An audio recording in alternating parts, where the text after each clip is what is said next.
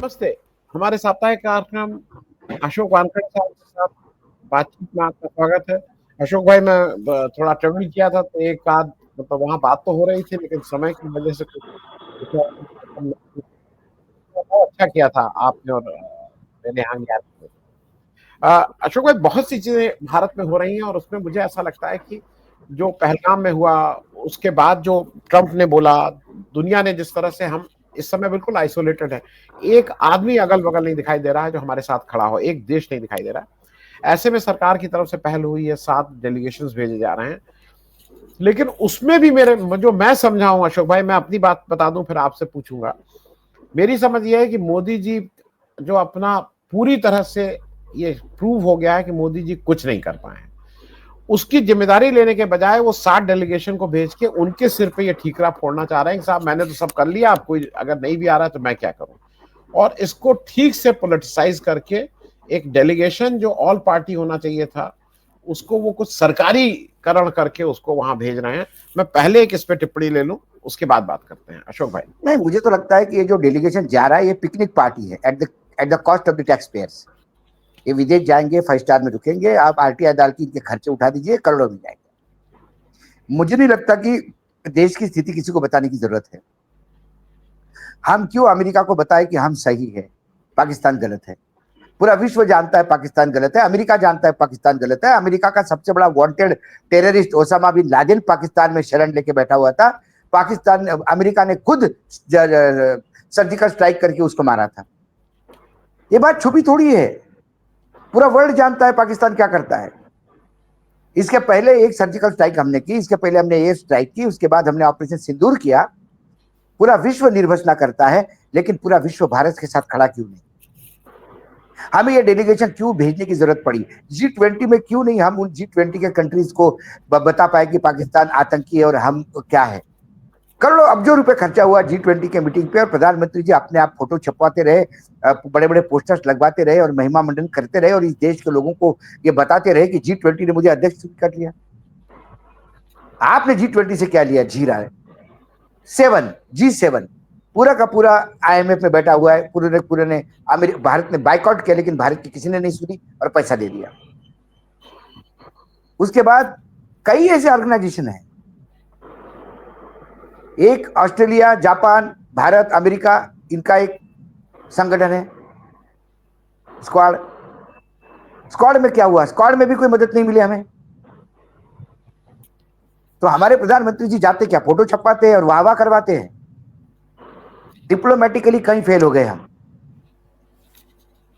क्या कभी 62 के युद्ध के बाद, या उसके बाद 71 के युद्ध के बाद, 65 के युद्ध के बाद, क्या कभी फॉरेन डेलीगेशन जाके बताया क्या? ये पहले जाके होमवर्क करना पड़ता है। और ये लोग क्या जाके बताएंगे? ये जो लोग जा रहे हैं ये क्या बताएंगे? इनको क्या मालूम पहलगाम में क्या हुआ, पहलगाम में ये क्यों हुआ? यही अभी देश को बताने की स्थिति में नहीं है। आप पूरे विदेश के अलग अलग कंट्री में जाके बताएंगे कि पाकिस्तानी आतंकी है, पाकिस्तानी आतंकी है। ये तो प्रधानमंत्री यहां भी कह रहे हैं। पूरे वर्ल्ड के अखबारों के रिपोर्टर्स दिल्ली में हैं। सब दूरिए, आप अमेरिका में थे, मुझे बताइए, आप अमेरिका में थे ना जब ये ऑपरेशन सिंदूर और ये हुआ था? जी चलो जी। आनंद जी, आप मुझे बताइए, अमेरिका में आप थे, आप अखबार भी पढ़ते होंगे वहां पे। कितने अखबारों में क्या लिखा गया था? क्या कवरेज था ऑपरेशन सिंदूर का? अशोक भाई, मैं एक सिर्फ बता दूं, कहीं कुछ नहीं था। जब राफेल गिरा था, उसकी एक सूचना वहां छप गई थी कि भारत के क्यों? राफेल मार गिराए गए। एग्जैक्टली, वहां गिराए गए थे। हमको सीज फायर हो गया, ये अमेरिका का प्रेसिडेंट बोलता है। हमारा राफेल गिर गया, ये बाहर के लोग बताते हैं। युद्ध में नुकसान तो होता है, दोनों तरफ से होता है। जिसका ज्यादा होता है वो हारता है, जिसका कम होता है वो जीतता है। तो ऐसा तो मैंने युद्ध देखा नहीं कि जहां नुकसान हुआ ही नहीं। रिवॉल्यूशन हमने सुना ब्लडलेस हुए हैं, लेकिन war demands blood from both the side. जो सर्वाइव होते हैं वो जीतते हैं, जो निपट जाते हैं वो हारते हैं। पाकिस्तान निपट गया, हार गया। सीज फायर किसकी वजह से किया, ये अभी भी ग्रे एरिया है। मतलब कंफ्यूजन कितना है अभी, पहले अपने देश में कंफ्यूजन क्लियर करो। पुलवामा, पहलगाम की गलती सिक्योरिटी हटाने की किसकी थी? न जवाब कोई नहीं। इन्हें कहा पहलगाम में तो वहां लोग टूरिस्ट आते ही नहीं थे, झूठ बोल रहे। जब पकड़ा गया इनका झूठ तो उसके ऊपर कोई सफाई नहीं। उसके बाद ऑपरेशन करने के पहले क्या अमेरिका ने वो किया था? आपने अमेरिका को पूछे बगैर किया तो ठीक है, तो फिर अमेरिका को कहने पे क्यों सीज फायर किया? यदि अमेरिकन प्रेसिडेंट कहता है कि मैंने सीज फायर करवाया तो उसका नाम लेके आप विरोध क्यों नहीं करते? झूठ बोलता है करके नरुआ कुंजरवा में क्यों घूम रहे हैं? विदेश मंत्री हमारे बोलते हैं कि हमने ऑपरेशन के पहले पाकिस्तान को सूचित किया था, बाद में सरकार कहती है कि नहीं किया था, बाद में कहते हैं कि सिंदूर के फेज 1 में किया था, अब कहती कि नहीं विपक्ष झूठ बोल रहे हैं। आपका खुद का बाइट है, ऑडियो विजुअल बाइट है, यदि वो एआई का होगा या डॉक्टर्ड होगा तो केस करिए, जेल में डालिए ऐसे लोगों को जो ये करते हैं, उस पर चुप्पी साधे बैठे हैं। आर्मी के एक मेजर लेफ्टिनेंट जनरल कहते हैं कि वो गोल्डन टेम्पल पे हमने गन्स रखी थी। गोल्डन टेम्पल कहता है कि ऐसी कोई गन ही नहीं रखी गई। आज आर्मी का क्लियरिफिकेशन आया कि नहीं, गोल्डन टेम्पल पे कई गन नहीं रखी थी। तो आर्मी का एयर सेफ्टी डायरेक्टर झूठ बात क्यों कहेगा? क्यों कहता है झूठ? इन तमाम सवालों के जवाब तो दो। एक अधिवेशन बुलाओ भाई, पार्लियामेंट का विशेष अधिवेशन, हम जीते हैं। देश को बताओ क्या हुआ। एक राफेल गिरा, 2 राफेल गिरा तो भी अपनी विजय कम नहीं होती। विजय विजय है और हमें भारतीय फौज पे गर्व है। जी, सवाल राफेल गिरने का या F-16 गिरने का नहीं है, सवाल है सच्चाई लोगों के सामने लगाने का। और पहली बार मुझे लगता है कि आर्मी का भी राजनीतिकरण हो रहा है। आपने तो 71 का वॉर भी देखा होगा, हम तो बच्चे थे तब।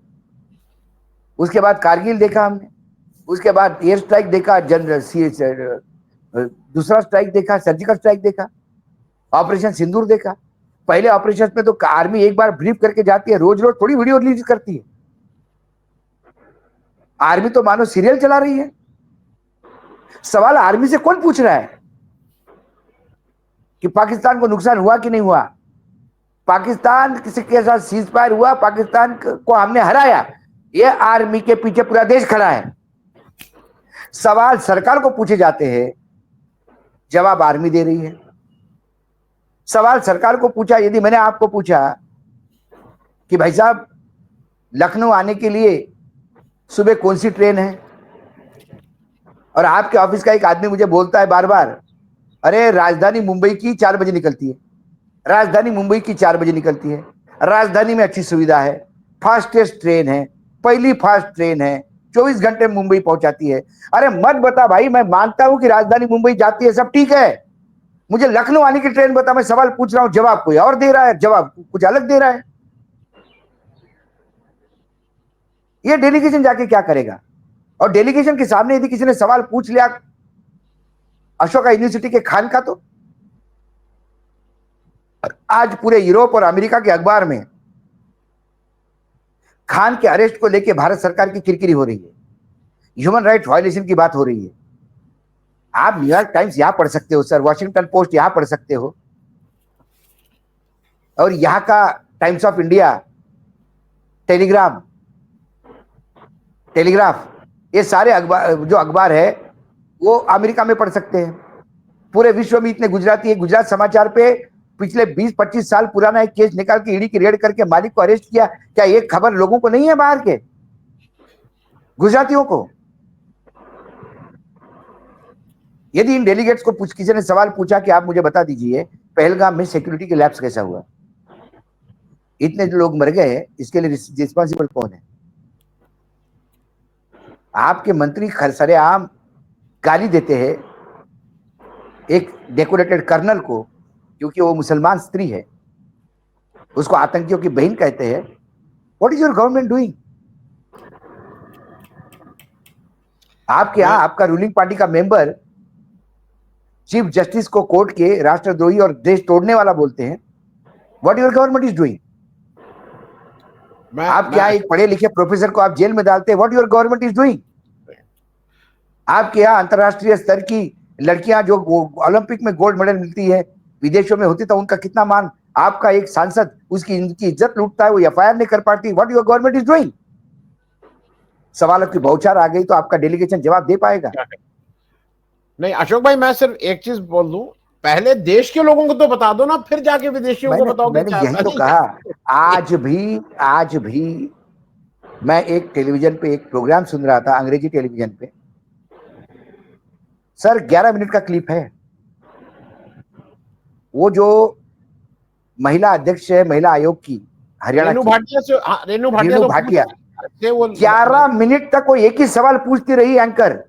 और मैं मुझे उस हिम्मत का काम ब्लॉग किया। में 2 हाँ, लाइनें आप बता दीजिए जिसमें महिलाओं का अपमान हुआ है, आपने केस रजिस्टर करा, उसको जेल भेज दिया। 2 लाइनें बताइए। और वो भाटिया जिसके कहने पे एफआईआर हुई, वो 11 मिनट तक वो 2 लाइनें नहीं बता पा रही, वो बार बार लड़की पढ़ रही है। बोले वो उस पैराग्राफ में है, तो बोला पैराग्राफ मैं फिर से पढ़ती हूं। बताइए कौन से 2 लाइनों में उसने महिलाओं का अपमान किया? नहीं पता। मतलब वो, हाँ, एलिगेशन कह रहे हैं कि वो देश तोड़ने का काम किया। उसने कहा वो लाइन बताइए कहां देश तोड़ने का काम किया। देश तोड़ने का काम किया। ये कूपड़ है, वो खान है, वो अली खान होने की वजह से। वो अली खान है ना, तो फिर उसने कुछ भी नहीं किया, तो बस हमको तो तुमको जेल डालना है, तो चाहे कुछ करो ना करो, क्योंकि आप खान हो, आप सोफिया कुरैशी हो, इसलिए आतंकियों की बहन हो। आप चाहे कर्नल हो, आपके चारों पीढ़ियां आर्मी की सेवा कर रहे हो, और आपके पूर्व झांसी की रानी के साथ लड़े हो, वो कोई मायना नहीं रखता इस देश में। आप कुरैशी हो तो आतंकियों की बहन हो। और वो चौड़ा होके मंत्री बना हुआ है अभी भी। हाई कोर्ट, सर्वोच्च न्यायालय, उच्च न्यायालय लताड़ रहा है उनको, लेकिन ये निर्लज्ज लोग उसको मंत्री बनाए रखे हुए हैं। जी, मैं अशोक भाई इतना ही सिर्फ कहूंगा, जो आपने कहा ना, हमें अपनी भारतीय सेना पे गर्व भी और विश्वास भी है। मैंने कहा कि भारतीय सेना को कभी किसी ने, कम से कम जिसने सवाल पूछा उसका हमने निर्भस ना करी। भारतीय सेना को कोई सवाल नहीं पूछता, क्योंकि हमारी सेना झूठ नहीं बोलती। लेकिन अब क्या सेना झूठ बोलने लगी है? ये जो एयर सेफ्टी डायरेक्टर का जो स्टेटमेंट आया, उसके बाद अकाल तख्त ने उसका विरोध किया, और फिर आर्मी ने कहा कि गन डिप्लॉय नहीं की है। तो एएनआई को पॉडकास्ट, मुझे ये नहीं समझ में आता, आपने इतने साल देखे, मैं भी सैनिक स्कूल का हूं, मेरा बैकग्राउंड है, मेरा पूरा बैच मतलब रिटायर्ड हो गया सब आर्मी में। मेरा क्लासमेट हृदय साहनी मेजर जनरल होकर रिटायर्ड हो गया। आज मेरे कई जूनियर, मेरे 2-2 बैच के जूनियर एयर मार्शल है, सर्विंग ऑफिसर से बड़े बड़े। लेकिन मैंने कभी, आर्मी का प्रवक्ता आता है, या जब कोई आर्मी का चीफ अपॉइंट होता है या सीडीएस अपॉइंट होता है, तो वो पत्रकारों से थोड़ी चाट कर टिक टाक कर लेता है। ये आर्मी के अधिकारी फुल फ्लेज, उनको भी छपास और दिखास का रोग लग गया क्या? आए दिन स्टेटमेंट देते हैं, आए दिन वीडियो रिलीज, मतलब आर्मी की तरफ से ऐसा वीडियो रिलीज होना कि ये शंकर का तांडव था, और ये बिल्कुल बॉलीवुड स्टाइल में स्क्रिप्टेड ना। आर्मी का एक लेवल है भाई। आर्मी छिछोरे काम नहीं करती। Army to the point precisely बताती है, this are the maps, this was the target, we eliminated without any loss. तालियां। नहीं, जो उस दिन अशोक भाई, उस दिन जो वो किया उन दोनों ने, कर्नल साहब ने और वो व्योमिका सिंह जी ने, इन लोगों ने वही किया, वही काम था, फैक्ट बता दिया। उसके बाद तो बस, उसके बाद हमारा, उसके बाद आर्मी को सवाल पूछे, आज भी है, आज भी अखबारों में खबर छप रही है कि एक नई आर्मी ने बात बताई। अरे कौन, आर्मी को कोई पूछ नहीं रहा साहब। आर्मी को सर आंखों पे सैल्यूट, शहीदों को नमन। जिनको सवाल पूछ रहे वो आर्मी के पीछे क्यों छुप रहे, और आर्मी अपना खंडा क्यों दे रही है? सवाल ये है। जी, मैं एक चीज अशोक भाई कह के इसको मैं दूसरे प्रश्न पे आ जाऊं। ये एक नया कह रहे हैं कि वो जो एस जयशंकर ने पूर्व सूचना दी थी, वो प्रोटोकॉल है। मैं सिर्फ ये याद दिला दूं अशोक भाई, क्योंकि ये देश की जनता को जानना जरूरी है। 18 मई 1974 में जब हमने पहला न्यूक्लियर ब्लास्ट किया था इंदिरा गांधी की सरपरस्ती में, तो उस समय हमारा जो न्यूक्लियर फ्यूल था, वो कनाडा से शांति पर्पज के लिए हम बुलाते थे। इंदिरा गांधी ने 3 साल पहले अलाउ किया कि नहीं, यूज करेंगे, जो होगा देखा जाएगा। वो कनाडा से शांति के लिए मंगाए हुए उसको हमने अपने उसके लिए यूज किया था, और हमने कहा था हाँ ठीक है, हमने इसके लिए यूज किया। एस जयशंकर कह रहे नहीं, वो प्रोटोकॉल होता है, तो प्रोटोकॉल में हमने जाके उनको बताया कि हमारे आदमी आ रहे हैं। ये कौन, क्या झूठ बोल रहे हो भाई, जैसे कोई ना सिर ना पैर। नहीं तो आप मानो ना, मैंने क्या कहा, आप मानो आप ये मानो कि ये प्रोटोकॉल के तहत हमने किया है, और अपने फेयर लोग इनफ। मरवाएं, और अपने लोग मरवाएं। मैंने क्या बोला, ये फेयर इनफ, ये होता होगा आपका प्रोटोकॉल, आप विदेश मंत्री, आपको अच्छी तरह से पता है। लेकिन फिर आप डिनाई क्यों करते हो? उसके बाद पीआईबी का स्टेटमेंट आया कि ये कुछ लोग भ्रम फैला रहे उनके वक्तव्य को लेकर। अरे भाई, उनका वक्तव्य क्लियर कट वक्तव्य है, उसमें कौन भ्रम फैलाएगा? हम कौन होते भ्रम फैलाने वाले? हम जो अंग्रेजी में बोले, जितना अंग्रेजी का नॉलेज है उतना हमने यही समझा कि before operation, before the operation we informed the Pakistan counterpart. Before the operation का मतलब क्या होता है? ऑपरेशन के पहले। फिर उसके बाद आया नहीं, सिंदूर फेज 1 में बोला, तो सिंदूर के कितने फेजेस है यही बता दो, फेज 1 कौन था यही बता दो। उसके बाद राहुल गांधी ने ट्वीट क्या कर दिया। तो मतलब कई बार मुझे मुझे मुझे कई मतलब देखिए, रजत शर्मा जी की बहुत मैं इज्जत करता हूं। मैं जब ट्रेनी था फ्री प्रेस ग्रुप में, तब रजत जी ऑन लुकर के एडिटर थे। मैं बहुत उनकी मतलब रिगार्ड करता हूं मैं उनका। मैंने उनका एक शो देखा, वो राहुल गांधी को मूर्ख कह रहे। बोले बताओ, ये मूर्ख आदमी, भाई अमेरिका ने भी जब पाकिस्तान में घुसकर मारा था उसामा बिन लादेन को, मारने के बाद इन्फॉर्म किया था कि हमने घुस के मारा है। तो जयशंकर भी कह रहे हैं कि बाद में हमको इन्फॉर्म किया, और राहुल गांधी कहते कि तुमने पहले इन्फॉर्म किया। ये सुनता भी नहीं ठीक से। अरे भाई, आप ठीक है, आपके रूट्स है बीजेपी में, सब ठीक है, लेकिन आप एक पत्रकार हो, आप एक बढ़िया चैनल के ओनर हो, एक बहुत नाम है आपका। कम से कम आप तो जयशंकर का स्टेटमेंट एक बार ठीक से सुन लो। अशोक भाई, और आप कहो। पत्रकारों की, जी नहीं, अब पत्रकारों की बात कर रहा हूं मैं बीच में, क्योंकि वो एक जरूरी है। अर्नब गोस्वामी जिस तरह का झूठ, मतलब झूठ का, कि टर्की का जो टर्किश कांग्रेस जो उनका सदन है, उसको दिखा के कह रहा है, नहीं मुझे उसकी मूर्खता और उसके झूठेपन की हद है। उसको कह रहा है कि ये भारत की कांग्रेस पार्टी का वहां दफ्तर है। अमित अरे वो मालवीय, छोड़िए, नहीं नहीं, मैं तो कह रहा हूं कि अमेरिका में पार्लियामेंट को कांग्रेस कहते हैं। तो ये कल ये नहीं कहे कि अमेरिका का पूरा सदन ही इन्होंने किराए पे ले लिया है। या मतलब नहीं, क्या है, वहां की क्या है? कांग्रेस की यहाँ एक पार्टी चला रही है वो, देखिए वो मैंने क्या अमेरिका की। कहा, somebody has asked someone to lick the feet,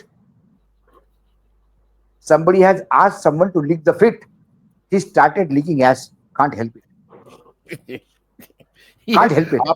आपका अमेरिकन टाइप कुछ है, अमेरिकन इस तरह के सब रिमार्क देते हैं, अमेरिकन में भी नहीं नहीं भाई, नहीं।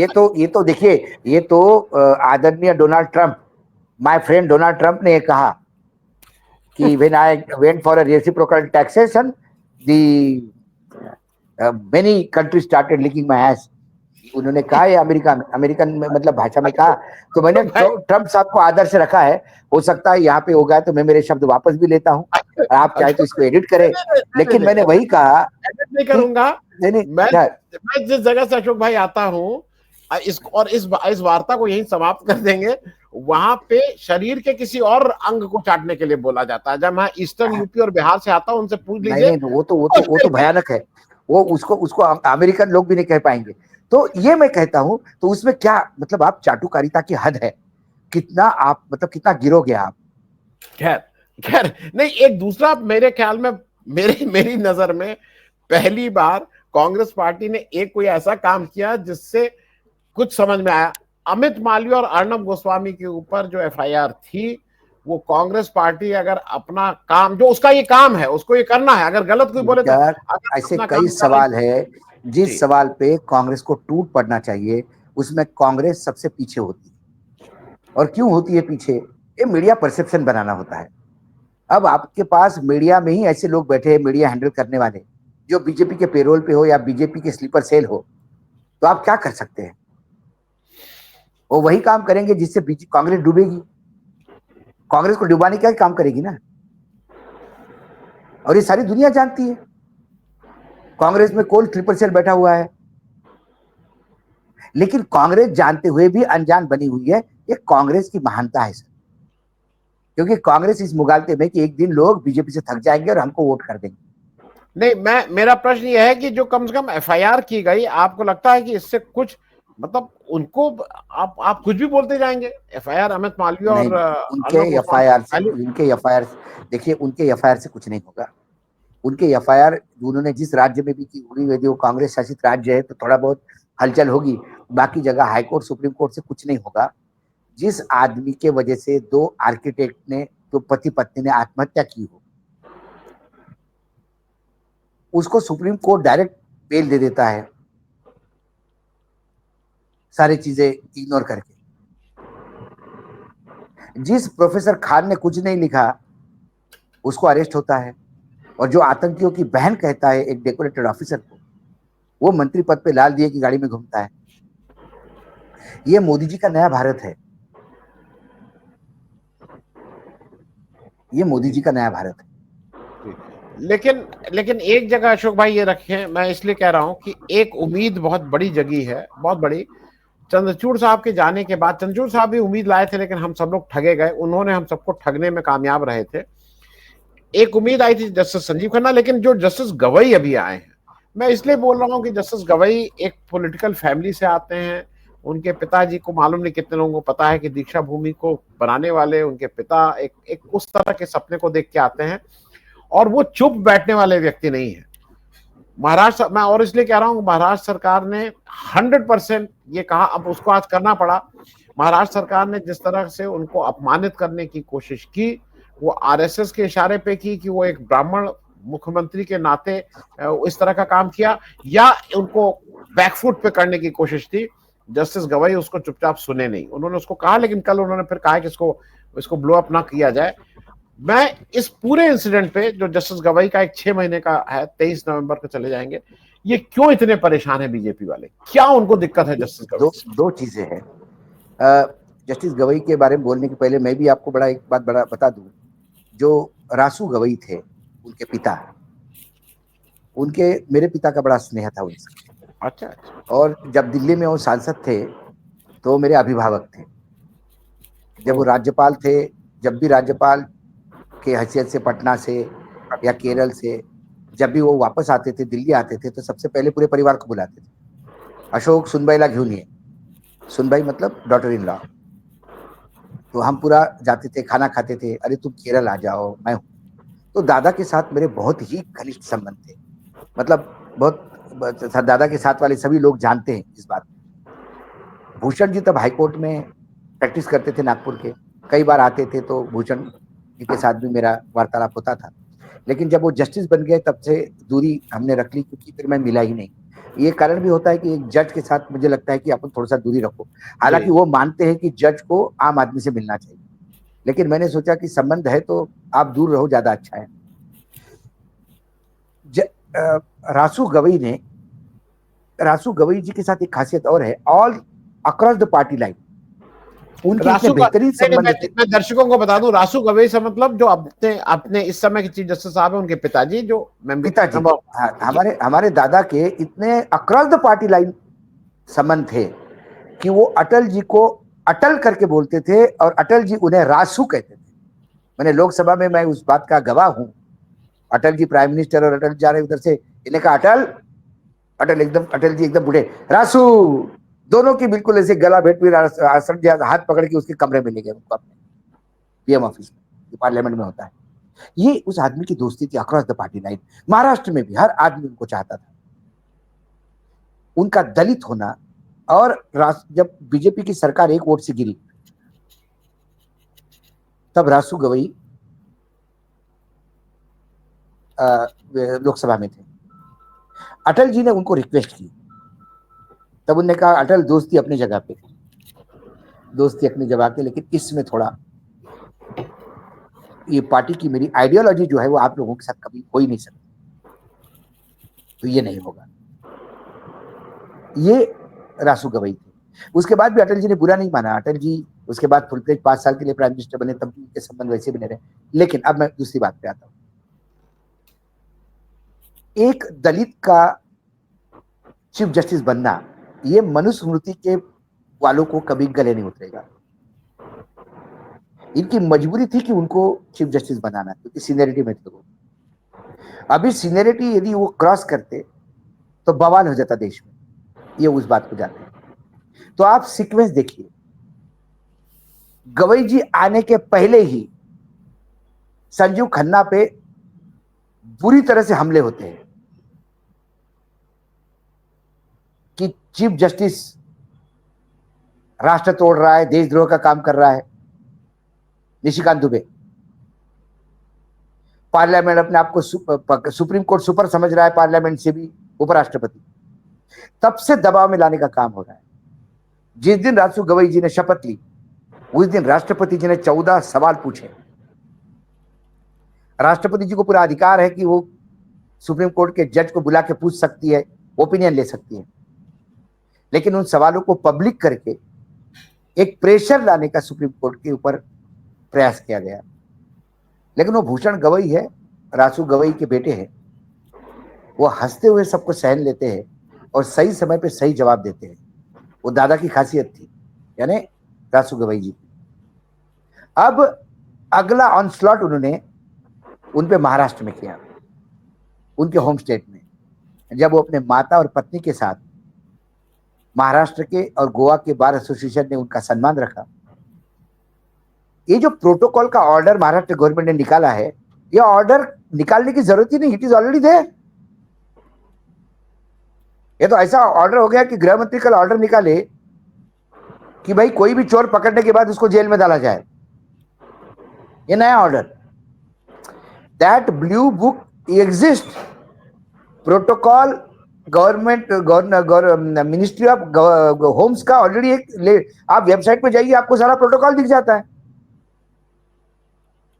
प्रोटोकॉल में न जाना ये उनको उनके ऊपर प्रेशर लाने का एक प्रयास था।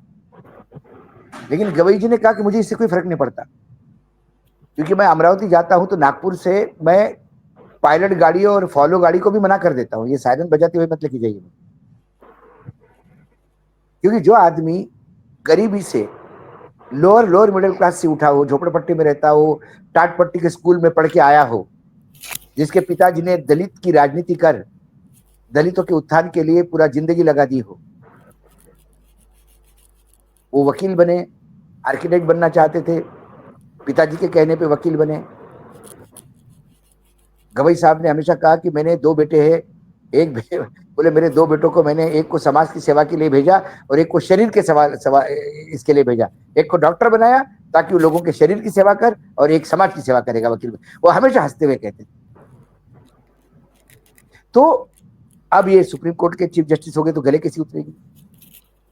फिर उनके सामने बहुत बड़े बड़े केसेस है वक्फ बोर्ड के। लेकिन ये भूषण गवई जी, उनको कोई पता नहीं, उनको कोई फर्क नहीं पड़ता। पहला निर्णय एज अ चीफ जस्टिस उन्होंने जो दिया, वो भी एक अभूतपूर्व निर्णय है, शायद आप उसकी जानकारी नहीं है आपको। आज से 30 साल पहले महाराष्ट्र में जब मनोहर जोशी मुख्यमंत्री थे, नारायण राणे उनके रेवेन्यू मिनिस्टर थे, नारायण राणे ने इलीगल तरीके से 30 एकड़ जमीन फॉरेस्ट की एक आदमी के नाम ट्रांसफर कर दी और उस आदमी ने अगले ही साल उसको बिल्डर को दे दी 2 करोड़ में, जबकि उसका मूल्यांकन 250 करोड़ था तब। एक समाज सेवी संस्था वो केस लड़ते लड़ते सुप्रीम कोर्ट तक आ गई और गवई जी ने कहा कि ये 1996 के दिए हुए सुप्रीम कोर्ट के निर्णय का उल्लंघन है। फॉरेस्ट की जमीन नॉन फॉरेस्ट कार्य के लिए दी नहीं जा सकती। Revenue department, Narayan Rane, builder, अधिकारी, इन तीनों का नेक्सस है इसमें। उन्होंने अलॉटमेंट रद्द किया। इतना ही नहीं, उन्होंने कहा इसी निर्णय के साथ देश के सभी राज्यों के और यूनियन टेरिटरी के सरकार को मैं आदेश देता हूं, एक एसआईटी गठन करे हर राज्य और यूनियन टेरिटरी में, और 1996 से लेकर आज तक कितनी फॉरेस्ट की भूमि नॉन फॉरेस्ट के लिए दी गई है वो सारी की सारी वापस ली जाए। ऐतिहासिक निर्णय। नारायण राणे का एक बेटा एकनाथ शिंदे के शिवसेना से एमएलए है, विधायक। दूसरा बेटा बीजेपी से विधायक है, वो मंत्री है। नारायण राणे बीजेपी से सांसद है। देखिए परिवारवाद, ये दूसरे के परिवारवाद को रोते हैं बीजेपी वाले। उनके यहाँ क्या चल रहा है देख लीजिए आप। ये तो थोड़ा बहुत वहां पे ये सब पार्टियां बटी आपस में 6-6 पार्टियां होंगी, 1-1, 2-2 पार्टी के टुकड़े हो गए। नहीं तो नारायण राणे यदि कल कह दे इनको कि मेरे घर में एक टॉमी है, उसको भी नगर पालिका चुनाव लड़वा दो, एक कुत्ते को भी उनका नगर पालिका अध्यक्ष बना देते। ये ओरिजिनल परिवारवाद का चेहरा है बीजेपी का। तो ये प्रेशर लाने का प्रयास है। अब आप बताइए, हमारे सीबीआई चीफ 1 साल का एक्सटेंशन ले गए।